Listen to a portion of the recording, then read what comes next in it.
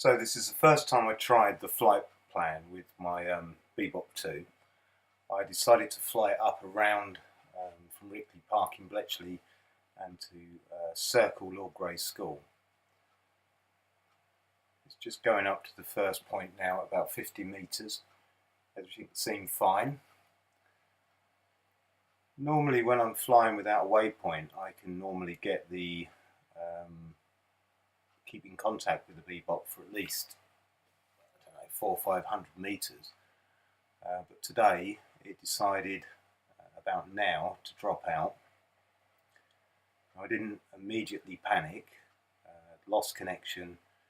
I think by about now I couldn't actually see the drone. I had nothing on the screen.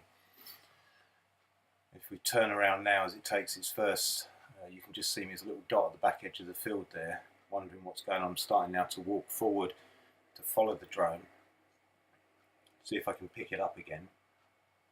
It's a horrible feeling, but I felt, give it a chance, see what it does, and it all came good in the end. It did exactly what I asked it to do. So it's reached the edge of the park, spins around now, and picks up on the top of that tower as its point of interest. I put half a dozen waypoints around it, all at 50 metres. With the new software, it puts intermediate waypoints in between each waypoint, so the points at it nice and smoothly even through the turns.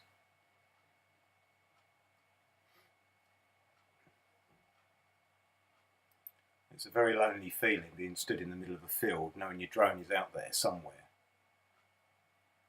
I resist the temptation to sort of try and reconnect through the Wi-Fi or anything. I just decided to wait the few minutes that I thought the plan was going to take.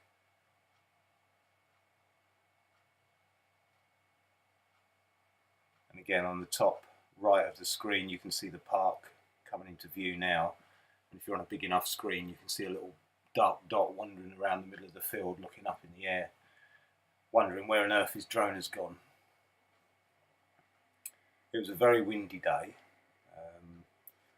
which of course is not shown on the camera, but you'll notice as it goes round a little bit further to the left, it struggles to render the picture, and I assume this is because the drone is actually getting buffeted quite badly.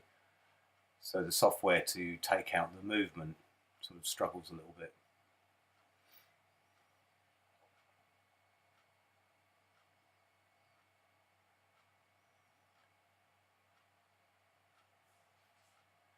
So that's about the furthest point of the flight plan now. So it's been out for about 3 minutes, which seems like 3 hours when you're wandering around the park looking for it. And it's starting to travel to the last of its waypoints. Here comes that rendering problem starting across now. As say, I assume that it's a crosswind pushing the drone around.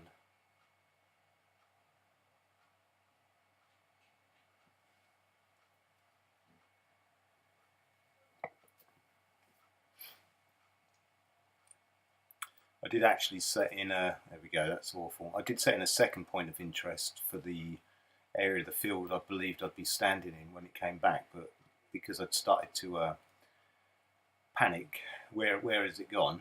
I started walking right across the field and still have no idea where it is. I'm still seeing nothing. I think about now I did get it back for a second, but I couldn't quite tell from the little screen on the phone what it was looking at.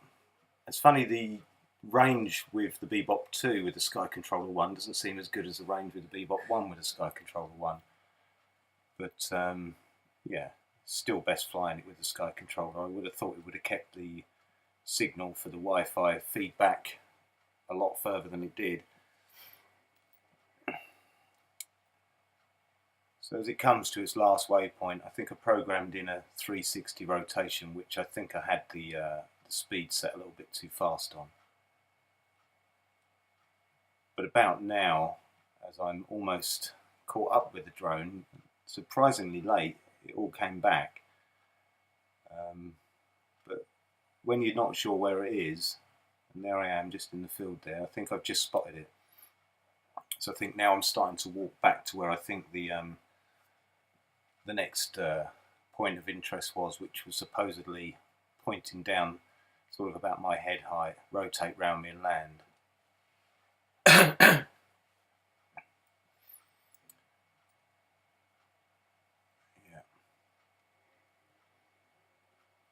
So it's starting to pick up on that final program point of interest.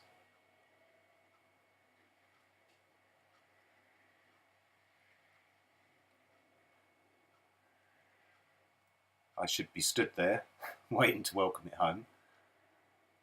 As you can see, I'm now gradually catching up, feeling quite relieved and really impressed that the thing did exactly what I asked it to do, even though it would have been nicer if it had stayed in communication with the phone so that I could have at least seen what it was doing and where it was. The other thing is the automated landing, as you'll see now, was quite bad. Bang. It didn't actually land per se, it just stalled the motors out.